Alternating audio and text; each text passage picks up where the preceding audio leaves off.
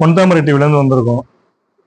உங்க பேர் தெரிஞ்சுக்கலாமா? என் பேரு காந்திராமன், டாக்டர் ஜே காந்திராமன். ஓகேண்ணா. நான் வந்து கடந்த 26 வருடமாட்டு பாலிடெக்னிக்கல்ல முதல்வராட்டு வேலை பார்த்துட்டு இருக்கேன். பிரைவேட் பாலிடெக்னிக்கல், இறையபுதுரை சார்ந்தவர், அதிசீஸ்வரம் தாலுகா, கன்னியாகுமரி மாவட்டம். சரிங்க. தேர்தலை பத்தி உங்கள்கிட்ட கேட்கலாமா? கேட்கலாம். அதாவது இப்போ தேர்தலில் வந்து தாமரைக்கு நிற்கக்கூடிய இந்த ராதாகிருஷ்ணன் ஆட்சிங்கிறது ஒரு எல்லா மக்களுக்குமே ஒரு மிக சிறந்த அறிமுகமானவர், ஒரு எம்பிக்கு 100% தகுதியானவரும் கூட. அதாவது இந்த கன்னியாகுமரி மாவட்டத்துக்கு அவர் செய்திருக்கக்கூடிய திட்டங்கள், அது இப்போ மட்டும் இல்லை, அவர் எம்பியா இல்லாத டைம்லேயே செய்த திட்டங்களை வச்சு பார்க்கும்போதே அவரை வந்து அன்னப்போஸ்ட்ல எம்பியாட்டி எடுக்கணும். நியாயப்படி நன்றியுள்ள மக்களாக இருந்தாருன்னே கண்டிப்பாக எடுக்கணும். நிறைய மேம்பாலங்கள், நிறைய திட்டங்கள், அதே மாதிரி அணுகுவதற்கும் மிக எளிய மனிதர். அது எங்க குடும்பத்திலே நாங்க ஒரு சுதந்திர போராட்ட தியாகி குடும்பம். தாத்தாவோட போட்டோ ஒண்ணு இந்த லைப்ரரியில இல்லாம இருந்தது. அவரோட திட்டத்துல தான், அவரோட மூளை தான் எங்களுக்கு வந்து அந்த போட்டோ வந்து திரும்ப வச்சு கொடுத்தாங்க. அது வந்து எங்க குடும்பமே அவருக்கு வந்து, இந்த சுதந்திர போராட்ட தியாகியோட குடும்பமே அவருக்கு ரொம்ப கடமைப்பட்டிருக்கு. ஆனா ரொம்ப நல்ல மனிதர். நான் விசாரிச்ச அளவுல எனக்கு கன்னியாகுமரி மாவட்டம் ஃபுல்லாவே என்னோட ஸ்டூடெண்ட்ஸ் இருக்காங்க. எல்லா இடத்துலயுமே நான் விசாரிச்ச அளவுலையும் அவர் வர்றதற்கான வாய்ப்பு 100% மிக பிரகாசமாக உள்ளது. அதுல மாற்று கருத்தே இல்லை. நன்றிங்க. பொன்னாரம் ஆட்சியுடைய நலத்திட்டங்கள்ல நிறைய பேர் பயனடைஞ்சிருப்பாங்க. கண்டிப்பா. அது எந்த மூலமா ஒரு சிம்பிளா ஏதாவது சொல்ல முடியுமா? அதாவது நான் இதுல ஒரு ஆசிரியரா இருந்துகிட்டு ஜாதியை பத்தி பேசுறேன், தவறா நினைக்க வேண்டாம். நான் வந்து ஒரு வெள்ளாளர் கம்யூனிட்டியை சேர்ந்தவர். எங்க கம்யூனிட்டியை பொறுத்தளவுல இடஒதுக்கீடு பொறுத்தளவுல ரொம்ப கஷ்டப்படுவாங்க. இப்ப நானே எடுத்துக்கிட்டீங்கன்னா 0.1 மெடிக்கல் காலேஜ் போகாம இருந்தேன். அதனால இன்ஜினியரிங் படித்தேன். இப்ப அந்த டைம்ல இந்த மோடிஜி கொண்டு வந்த அந்த நீட்டு திட்டம்லாம் இருந்திருந்தேன்னா நான் இன்னைக்கு ஒரு டாக்டர் ஆயிருப்பேன். அந்த மாதிரிப்பட்ட நிறைய பாதிப்புகள் வந்து எங்கள்கிட்ட இருக்குது. படித்த யாருமே வந்து அந்த நீட்டோட, நான் இப்போ வந்து டியூஷனும் நடத்துறேன். இப்பந்தான் இந்த நீட்டு திட்டம் வந்ததுக்கு அப்புறம் தான் நிறைய மாணவ மாணவிகள் வந்து தள்ளுவண்டி தள்ளக்கூடியவங்க, கூலி தொழிலாளிகள், நிறைய பேருக்குள்ள பிள்ளைகள் வந்து இன்னைக்கு வந்து மெடிக்கல் காலேஜுக்கு படிக்கிறாங்க. அது ஒரு நல்ல திட்டம். அதே மாதிரி இடபிள்யூஎஸ் எங்களுக்கு வந்து கையெடுத்து மோடிஜியை கும்பிடக்கூடிய ஒரு திட்டம் இடபிள்யூஎஸ். ஏன்னா இதனால எங்க மாவட்டத்தை பொறுத்தளவுல குறைந்தது ஒரு 5000 to 10,000 பேர் இன்னைக்கு வந்து, அது இளைஞர்கள். சொல்ல போனா அந்த இடபிள்யூஎஸ்ல வந்து போஸ்ட் ஆபீஸ்ல வேலை, பேங்க்ல வேலை கிடைச்சதுக்கு அப்புறம் திருமணமான மாணவர்கள்லாம் இருக்காங்க.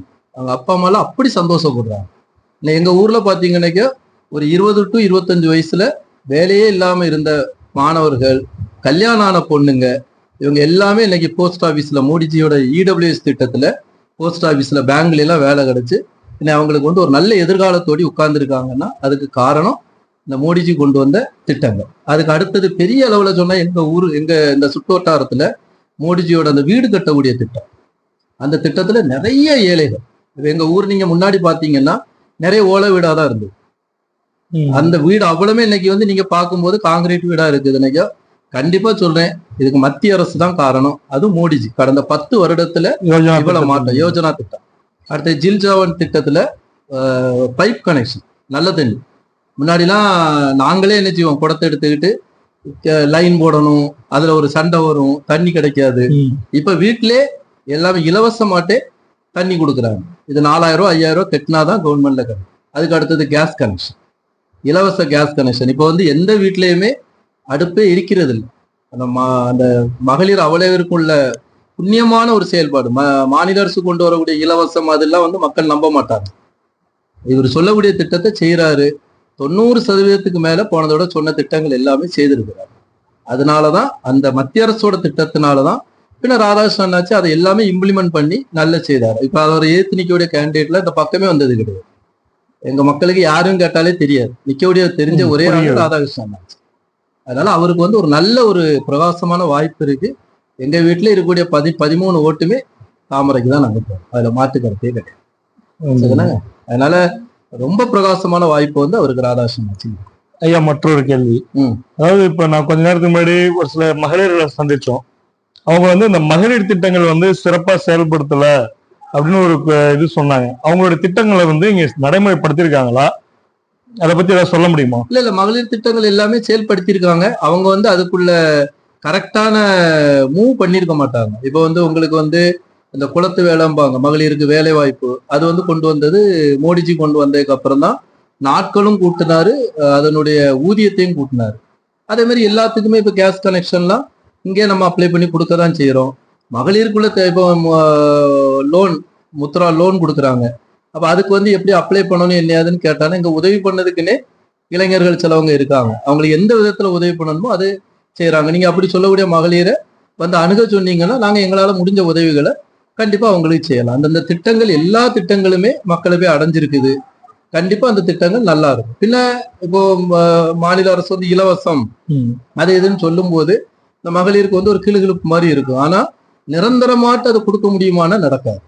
எலெக்ஷன் டைம்ல ஒன்று அறிவிச்சுட்டு அப்புறம் க்ளோஸ் பண்ணிடுறாங்க. எல்லா மகளிருக்குமே இலவசம்னாங்க. அப்புறம் ஒரு குறிப்பிட்ட மகளிர்னு சொல்லி ஷார்ட் லிஸ்ட் பண்ணாங்க. இப்ப இவர் இன்னைக்கு அறிக்கை விட்டுருக்காரு மோடிஜி அவர்கள். அவ்வளவுமே பாத்தீங்கன்னாக்கா எல்லாமே இளைஞர்களை முன்னேற்றணும், மகளிரை முன்னேற்றணும். மகளிருக்கு வந்து நாப்கின் வந்து ₹1 இதெல்லாம் வந்து ஒரு அருமையான திட்டங்கள். அப்போ அவர் செய்யக்கூடிய திட்டங்களை தான் சொல்றாரு. காங்கிரஸ் கவர்மெண்ட் பாத்தீங்கன்னா எல்லா மகளிருக்குமே ₹1,00,000 அது வந்து ஒரு கொஞ்சம் படிச்சவங்களுக்கு தெரியும். இந்தியாவில் உள்ள அவ்வளவு மகளிருக்கு கொடுக்கணும்னாலே இந்தியாவோட ஒரு மாத வருமானமே அதை தாண்டுது. அப்ப அது வந்து கண்டிப்பா நடைமுறைப்படுத்த முடியாது. அப்படிங்கிற மாதிரி திட்டங்களை தான் அவங்க வந்து மக்களை கவர்றதுக்கு வேண்டி சொல்றாங்க. ஆனா கண்டிப்பா மகளிருக்கு தேவையான திட்டங்கள் எல்லாமே இம்ப்ளிமெண்ட் பண்ணிட்டு தான் இருக்காங்க. அதுக்கு அப்ளை பண்ணும்போது அவங்க என்னென்ன அதுக்குள்ள டாக்குமெண்ட்ஸ் கொடுக்குறாங்களோ அதை கரெக்டா கொடுத்தாங்கன்னா கண்டிப்பா அது அவங்கள வச்சு அதுல மாட்டு கருத்தே. சரிங்க. இப்ப இந்த தேர்தல் கருத்து கணிப்புன்னு சொல்லி எல்லாம் பேசிட்டு இருக்காங்க ஒவ்வொரு மாவட்டத்திலையும். உங்களுடைய கருத்து என்னங்க ஐயா? இல்ல, கண்டிப்பாக என்னோட கருத்து வந்து சென்ட்ரல்ல கண்டிப்பா அவங்க சொல்ற மாதிரி மோடிஜி 400 எடுப்பாரோ 410 எடுப்பாரோ, ஏன்னா இந்தியா ஃபுல்லா எனக்கு தெரியாது. கண்டிப்பா பிரதமராட்ட அவர் கண்டிப்பா மோடிஜி வருவார், அதுல மாற்று கருத்தே கிடையாது. நம்ம தமிழ்நாட்டை பொறுத்த அளவுல ஒரு அண்ணாமலையோட எழுச்சி மிகு ஒரு ஒரு பயணம் எல்லா இளைஞர்கள் மத்தியிலையுமே. என் பொண்ணு வந்து இப்ப 2வது ஓட்டு போட போறா. அவளே வந்து அவர் அண்ணாமலையோட பேச்சு இன்னைக்கு அப்படி இருந்து கவனிக்கிறார். ஏன்னா அவர் ஒரு படிச்சவர். அவரோட ஒவ்வொரு பாயிண்டோட, ஒவ்வொரு கட்சியோட, எதிர்கட்சியோட விமர்சனங்களுக்கும் அவர் கொடுக்கக்கூடிய பதில் வந்து ஒரு ப்ரூஃபோடி இருக்கு. சிலவங்க வந்து என்னமோ பேசுவாங்க, ப்ரூஃப் கேட்டா கிடைக்காது. அப்ப அப்படி இருக்குது. அதே மாதிரி தமிழ்நாட்டுல பிஜேபியோட வளர்ச்சி வந்து ரொம்ப நல்லா இருக்கு. நேற்று அமித்ஷா அவர்கள் வந்து ரோட் ஷோ தக்கலையில பண்ணியிருந்தார். இவ்வளவு கூட்டம்லாம் நாங்க பார்த்ததே கிடையாது. அது மாதிரி ஒரு மோடிஜி கொடுக்கக்கூடிய எல்லாம் கை குழந்தையோடி நிக்கிறாங்க. காசு கொடுத்து கை குழந்தையோடி வரமாட்டாங்க. அப்ப அப்படிலாம் ஒரு எழுச்சி இருக்குது. என்னை பொறுத்தளவுல தமிழ்நாட்டுல ஒரு நல்ல வளர்ச்சி கிடைக்கும். ஒரு நல்ல ஒரு நம்பர்ஸும் இந்த தடவை கிடைக்கும். ஒரு 10 to 15 சீட்டுக்கு மேலே இந்த தடவை அவங்க நமக்கு பிஜேபிக்கு வர்றதுக்குள்ள வாய்ப்புகள் நிறைய இருக்குது. கண்டிப்பா கன்னியாகுமரி டிஸ்ட்ரிக்ட்ல இப்போ உள்ள அந்த மாற்றங்கள், மக்களுக்கு அது இந்து எதிர்ப்புகள், மாநில அரசு செய்யக்கூடிய எதிர்ப்புகள், இதெல்லாம் வச்சு பார்க்கும்போது ராதாகிருஷ்ணன் அண்ணாச்சிக்கு வாய்ப்புகள் வந்து மிக பிரகாசமாக உள்ளது. கண்டிப்பாக மக்கள் நல்லா இருக்கணும்னா கண்டிப்பா ராதாகிருஷ்ணன் அண்ணாச்சி வரணும். வந்தா, ஏன்னா முன்னாடி வந்து இங்க இருந்து திருவனந்தபுரம் ஏரோட்டம் போகக்கூடியவங்க ஒரு சாரார் மக்கள் மட்டும் போகல, எல்லாரும் தான் போனாங்க. குறைஞ்சது ஒரு 3 மணி நேரம் ஆகும் கார்ல போனாலும். 1.5 மணி நேரத்துல போறாங்க. எல்லாம் மேக்சிமம் ஃபாரின்ல இருக்கிறது யாருங்கிறது உங்களுக்கு தெரியும். அந்த மாதிரிப்பட்ட ஒரு அங்க இருந்து வரக்கூடியவங்க இன்னைக்கு எல்லாருமே நன்றி உணர்ச்சி உள்ளவங்கன்னா கண்டிப்பா தாமரைக்கு தான் ஓட்டு போடுவாங்க. கண்டிப்பா ராதாகிருஷ்ணன் அவ்வளவு திட்டங்கள் செய்திருக்காரு. ஏன்னா அவர் வந்தாருன்னா அடுத்த ஏரோட்டம் கொண்டு வருவார். இந்த ஏரியாலே மக்களுக்கு வேலை வாய்ப்புகள் கூடியது. வேலை வாய்ப்பு இல்லாத இளைஞர்களை இப்ப இந்த கூடங்குளம் அதுக்கு எவ்வளவு தூரம் எதிர்த்தாங்க, அதை கொண்டு வந்தாங்க. இன்னைக்கு அந்த சுற்று வட்டாரத்திலே நிறைய ஸ்டூடெண்ட்ஸ், என்னோட ஸ்டூடெண்ட்ஸ் இருக்காங்க. எல்லாரும் நல்ல வேலை வாய்ப்போடு இருக்காங்க. இன்னைக்கு குலசேகரப்பட்டினத்துல மோடிஜி அவர்கள் ஒன்று திறந்திருக்காரு. நான் அந்த ஏரியாலையும் பிரின்சிபாலா இருந்திருக்கேன். அந்த ஏரியால உள்ள மாணவர்கள் அவ்வளோ இப்பவுமே எங்களுக்கு ஒரு நல்ல எதிர்காலத்தை மோடிஜி கொடுத்துட்டாருங்கிறாங்க. அடுத்த ஒரு